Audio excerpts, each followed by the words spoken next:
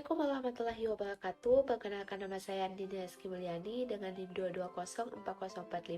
2204045000012 dari Prodi Bimbingan dan Konseling kelas 2D. Nah, pada kesempatan kali ini saya akan menjelaskan dua topik, yaitu yang pertama, tugas-tugas perkembangan pada masa remaja, yang kedua, perkembangan konsep diri, kemandirian, dan identitas karir remaja. Pada pembahasan tugas-tugas perkembangan remaja, di sini saya akan menjelaskan mengenai pengertian tugas perkembangan remaja menurut Harlock dan juga Havikhurst. Apa saja tugas-tugas perkembangan remaja menurut para ahli, apa saja faktor-faktor yang mempengaruhi terjadinya tugas-tugas perkembangan remaja, kemudian masalah-masalah apa saja yang terjadi dalam pencapaian tugas perkembangan remaja. Selanjutnya yaitu upaya apa yang dilakukan guru BK dalam mengatasi masalah-masalah tersebut. Topik yang pertama yaitu tugas-tugas perkembangan remaja. Perkembangan adalah suatu proses perubahan dalam diri individu yang bersifat kualitatif atau fungsi psikologis yang berlangsung secara terus-menerus ke arah yang lebih baik atau progresif menuju kedewasaan. Nah, perkembangan remaja ini ditandai dengan adanya beberapa tingkah laku, baik tingkah laku yang positif maupun tingkah laku yang negatif. Hal ini dikarenakan pada masa remaja ini sedang mengalami masa pancaroba dari masa kanak-kanak menuju ke masa remaja. Tugas perkembangan bersifat selamanya, artinya dalam arti setiap periode perkembangan individu memiliki tugas perkembangan yang harus diselesaikan. Pengertian tugas perkembangan remaja. Tugas perkembangan remaja adalah suatu tahap yang dialami seorang remaja dalam menjalankan kehidupannya sebagai salah satu bentuk wujud kemampuan dari seorang individu yang telah mampu mengembangkan dirinya dan mampu beradaptasi dengan lingkungannya. Adapun menurut Harlock, tugas perkembangan merupakan social expectation, yang artinya setiap kelompok budaya mengharapkan anggotanya menguasai keterampilan tertentu yang penting dan memperoleh perilaku yang disetujui bagi berbagai usia sepanjang rentang kehidupan. Nah, selain menurut Harlock, ada pun juga menurut Havikhurst. Tugas perkembangan adalah tugas-tugas yang harus diselesaikan individu pada fase-fase atau periode kehidupan tertentu. Dan apabila berhasil mencapainya, mereka akan berbahagia. Tetapi sebaliknya, apabila mereka gagal, akan kecewa dan dicela orang tua ataupun masyarakat, dan perkembangan selanjutnya juga akan mengalami kesulitan. Adapun pembagian tugas-tugas perkembangan remaja yang dikemukakan oleh Havikhurst. Yang pertama, menerima keadaan jasmania dan menggunakannya secara efektif. Yang kedua, menerima peranan sosial jenis kelamin, baik itu sebagai pria maupun sebagai wanita. Yang ketiga, menginginkan dan mencapai perilaku sosial yang bertanggung jawab sosial. Yang keempat, mencapai kemandirian emosional dari orang tua dan orang dewasa lainnya. Yang kelima, belajar bergaul dengan kelompok anak-anak wanita dan anak laki-laki. Yang keenam, perkembangan skala nilai. Yang ketujuh, secara sadar mengembangkan gambaran dunia yang lebih adekuat atau yang lebih layak. Yang kedelapan, persiapan mandiri secara ekonomi. Yang kesembilan, pemilihan dan pelatihan jabatan. Yang kesepuluh, mempersiapkan perkawinan dan keluarga. Selanjutnya ada pun tugas-tugas perkembangan menurut Harlock sebagai berikut. Yang pertama, mampu membina keadaan fisiknya. Yang kedua, mampu menerima dan memahami peran seks usia dewasa. Yang ketiga, mampu membina hubungan baik dengan anggota kelompok yang berlainan jenis. Yang keempat, mencapai kemandirian emosional. Yang kelima, mencapai kemandirian ekonomi. Yang keenam, mengembangkan konsep dan keterampilan intelektual yang sangat diperlukan untuk melakukan peran sebagai anggota masyarakat. Yang ketujuh, memahami dan menginternalisasikan nilai-nilai orang dewasa ataupun orang tua. Yang kedelapan, mengembangkan perilaku tanggung jawab sosial yang diperlukan untuk memasuki dunia dewasa. Yang kesembilan, mempersiapkan diri untuk memasuki perkawinan. Yang kesepuluh, memahami dan mempersiapkan berbagai tanggung jawab kehidupan dalam berkeluarga. Selanjutnya, para ahli yang lain yaitu William Kay juga mengemukakan tugas-tugas perkembangan masa remaja. Yang pertama, menerima fisiknya berdiri sebagai keragaman kualitasnya. Yang kedua, mencapai kemandirian emosional dari orang tua ataupun dari figur-figur yang mempunyai otoritas. Yang ketiga, mengembangkan keterampilan komunikasi interpersonal dan bergaul dengan teman sebaya, baik secara individual maupun secara kelompok. Yang keempat, menemukan manusia model yang dijadikan identitas pribadinya. Yang kelima, menerima dirinya sendiri dan memiliki kepercayaan terhadap kemampuannya sendiri. Yang keenam, memperkuat self-control atau disebut juga kemampuan dalam mengendalikan diri atas dasar skala nilai, prinsip-prinsip, dan juga falsafah hidup. Yang ketujuh, mampu meninggalkan reaksi dan penyelesaian diri ataupun sikap dan perilaku kekanak-kanakan. Selanjutnya, faktor-faktor yang mempengaruhi lancarnya tugas perkembangan. Menurut Hanlock, tugas perkembangan remaja dipengaruhi oleh lingkungan sosial, gambaran citra tubuh, motivasi diri, pengetahuan, kepribadian, ketersediaan fasilitas, bimbingan untuk mempelajari tugas perkembangan, kreativitas, dan juga pemenuhan tugas perkembangan sebelumnya, serta dukungan dari keluarga. Sedangkan menurut George Zimmerman, ada 3 pengaruh faktornya, yaitu individu. Faktor individu ini terbagi atas 3. Yang pertama, pengetahuan individu, yaitu semakin banyak dan beragam pengetahuan yang dimiliki seseorang, maka semakin membantu seseorang dalam melakukan tugas perkembangannya. Yang kedua, kemampuan metakognisi, yaitu semakin tinggi kemampuan metakognisi individu, maka akan semakin membantu pelaksanaan tugas perkembangan pada individu. Yang ketiga, tujuan yang ingin dicapai, yaitu semakin banyak dan kompleks tujuan yang diraih, maka semakin besar pula kemungkinan individu dalam melakukan tugas perkembangannya. Yang kedua yaitu faktor perilaku, di mana perilaku ini bagaimana individu menggunakan kemampuan yang dimiliki dalam melaksanakan tugas perkembangannya. Semakin besar upaya yang dikerahkan individu dalam mengorganisasikan kegiatan, maka secara tidak langsung juga akan meningkatkan tugas perkembangan yang terjadi pada diri individu.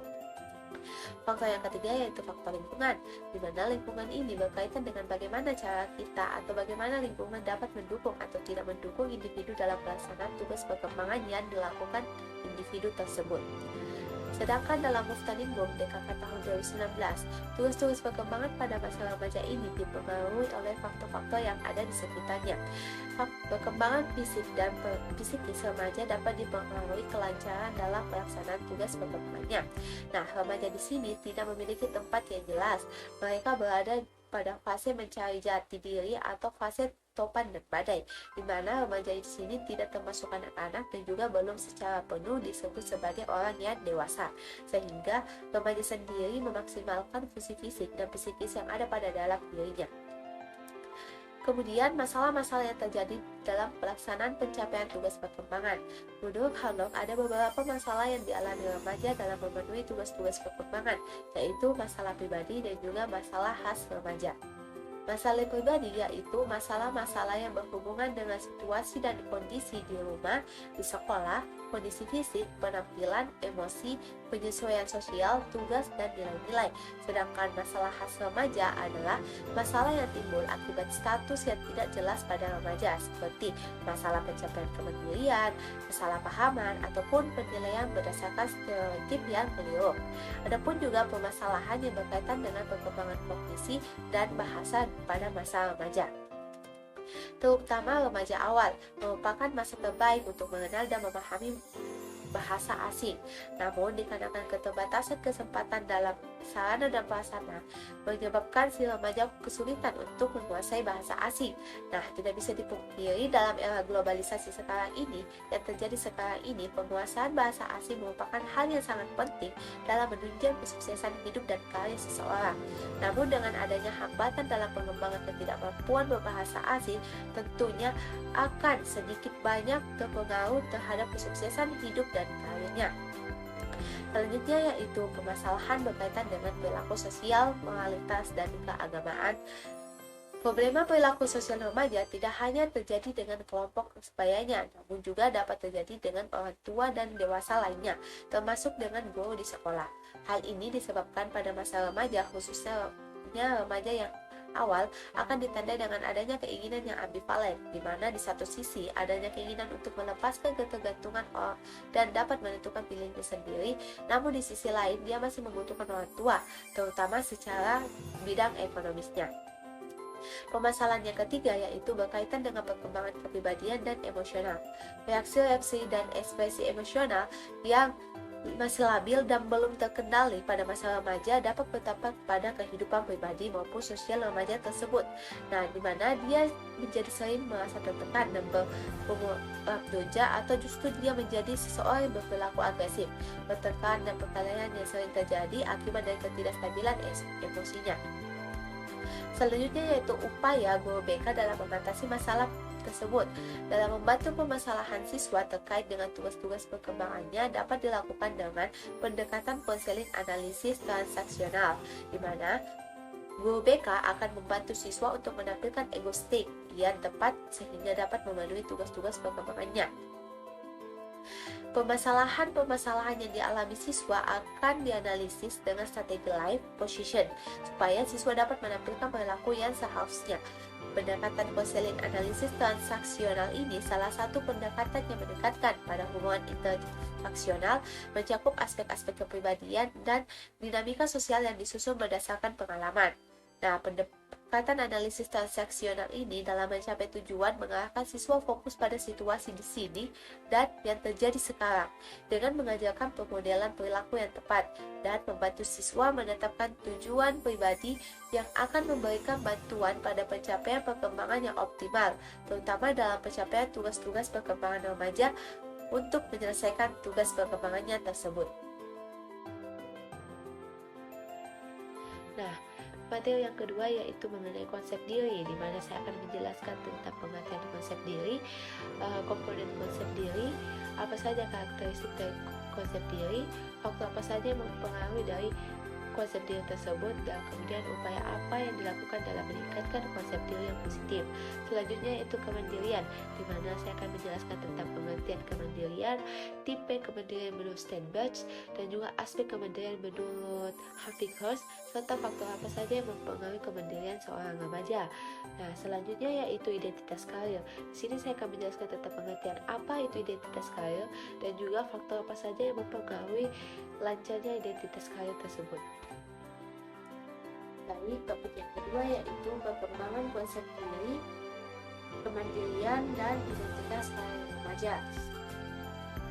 Konsep diri bukan bersifat genetik, namun mulai berkembang sejak bayi dan terus berkembang sejalan dengan perkembangan manusia yang dipelajari melalui pengalaman yang diperoleh ketika berinteraksi dengan lingkungan sosial.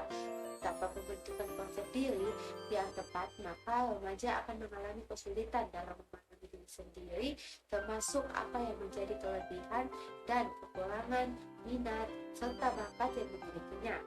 Pada umumnya, remaja yang masih mengalami kebingungan dalam menentukan konsep dirinya karena remaja belum menemukan status dirinya secara utuh. Pengertian konsep diri. Konsep diri adalah gambaran secara menyeluruh terhadap pemahaman tentang diri sendiri dilihat dari kelebihan dan kekurangan yang dimiliki, sehingga menghasilkan konsep diri yang positif dan konsep diri yang negatif. Konsep diri dapat berubah, tetapi diperlukan kesadaran diri yang menjadi titik temu antara persepsi diri sendiri dan persepsi orang lain. Komponen-komponen konsep diri. Yang pertama yaitu citra diri atau self-image. Citra diri atau self-image ini adalah perilaku individu secara fisik pada dirinya sendiri, baik secara sadar maupun tidak disadari.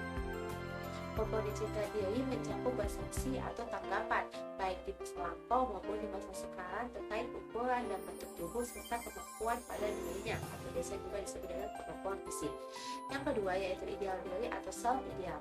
Ideal diri ini adalah persepsi seseorang individu mengenai bagaimana individu tersebut semestinya berperilaku berdasar pada standar pribadinya dan terkait dengan cita-citanya. Pembentukan ideal ini dimulai dari sejak individu berada pada masa anak dan dipengaruhi pula oleh individu lain yang berada di sekitar dirinya. Komponen yang ketiga yaitu harga diri atau self-esteem. Self-esteem ini adalah persepsi seorang individu akan hasil yang dicapainya dengan menelaah seberapa banyak kesesuaian perilaku dengan ideal dirinya. Self-esteem ini memang terbentuk sejak kecil sebab adanya perhatian dan pendengaran dari individu dan lingkungan sekitarnya. Harga diri ini dihasilkan dari persepsi dan penghakiman seorang individu terhadap dirinya terkait dengan apa yang diharapkan dengan fakta yang terjadi pada dirinya.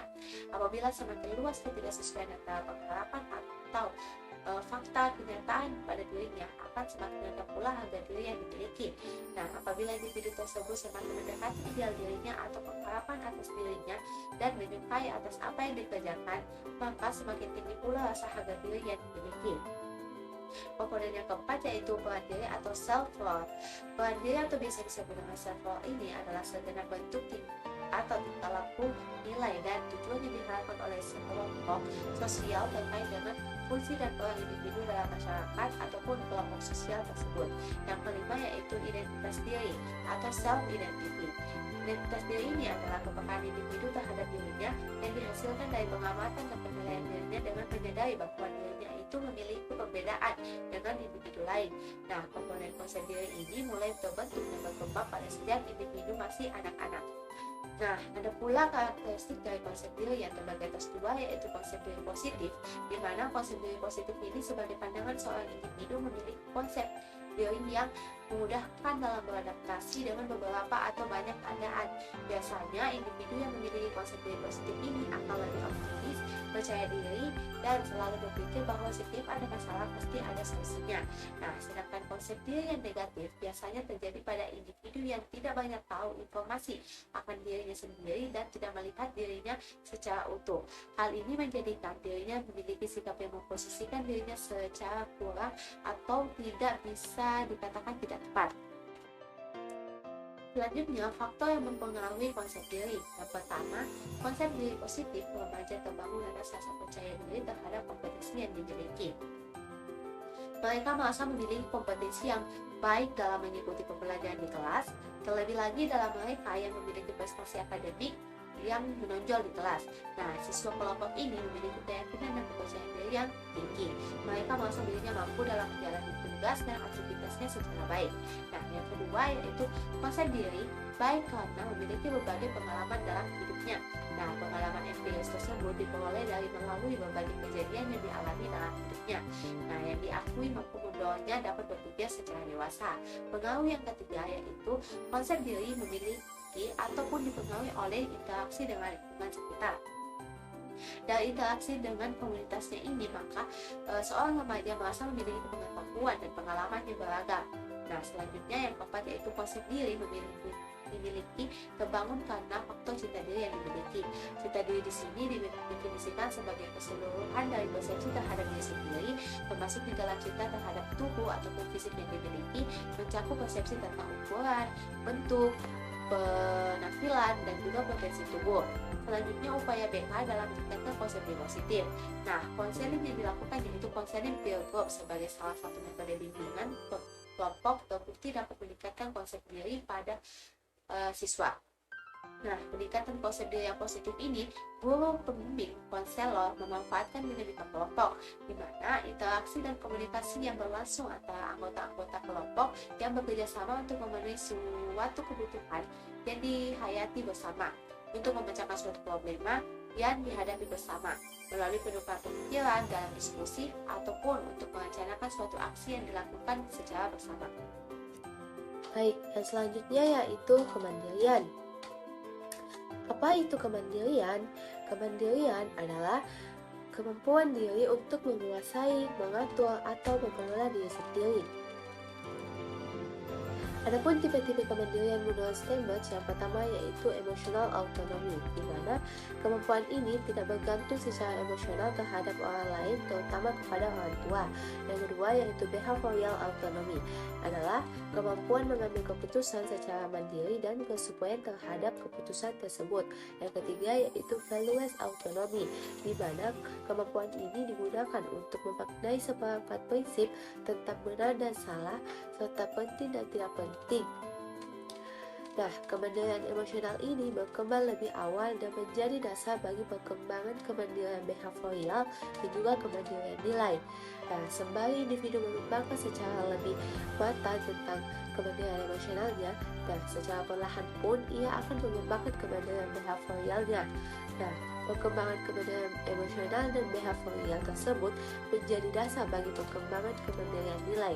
Oleh karena itu, pada diri individu, kemandirian nilai itu berkembang lebih akhir dibanding kemandirian emosional dan behavioral. tersebut. Selanjutnya yaitu aspek-aspek kemandirian menurut Harvey Kirsch. Yang pertama, aspek sosial. Nah, aspek sosial ini merupakan kemampuan untuk mengadakan interaksi dengan orang lain dan tidak bergantung atau menunggu aksi dari orang lain. Yang kedua yaitu aspek intelektual. Aspek ini ditunjukkan dengan kemampuan untuk mengatasi berbagai masalah yang dihadapi. Yang ketiga, aspek emosi. Nah, kemampuan mengontrol emosi dan tidak tergantungnya kebutuhan emosi pada orang tua. Yang keempat, aspek ekonomi. Kemampuan di sini mengatur untuk ekonomi dan tidak tergantungnya kebutuhan ekonomi pada orang tua. Selanjutnya yaitu faktor-faktor yang mempengaruhi lancarnya kemandirian remaja. Yang pertama, gen. Sifat kemandirian orang tua dapat diturunkan pada anak. Yang kedua yaitu sistem pendidikan sekolah. Nah, lingkungan pendidikan cenderung mengembangkan demokrasi dan menekankan penghargaan terhadap potensi anak didik. Nah, hal ini akan menstimulasi perkembangan kemandirian anak. Jika lingkungan yang menekankan pemberian hukuman yang banyak, maka akan menghambat kemandirian anak. Yang ketiga yaitu sistem kehidupan masyarakat. Nah, lingkungan masyarakat ini tentunya akan sangat berpengaruh, dan lingkungan masyarakat yang menghargai potensi dan tidak begitu menekankan hierarki struktur sosial akan mendorong perkembangan kemandirian seorang remaja. Yang keempat yaitu pola asuh orang tua. Nah, pola asuh yang diberikan orang tua kepada anak sangat mempengaruhi kemandirian anak. Bila orang tua memberikan suasana keluarga yang nyaman dan aman dalam membangun komunikasi, maka perkembangan kemandirian pun dalam remaja akan berjalan dengan bagus. Selanjutnya yaitu identitas karir. Apa itu identitas karir? Identitas karir adalah kesadaran dari diri sendiri terkait apa yang diinginkan serta bagaimana preferensi pekerjaan ke depan yang akan dipilih, dimaknai, dan dicintai. Adapun faktor yang mempengaruhinya yaitu faktor internal, terdiri atas motivasi dalam diri sendiri dan kesadaran individu terhadap kemampuan dan minat yang dimiliki. Yang kedua, faktor eksternal yaitu terdiri atas keluarga, pendidikan, sekolah, dan lingkungan. Baik, itulah tadi materi mengenai konsep diri, kemandirian, dan identitas karir remaja.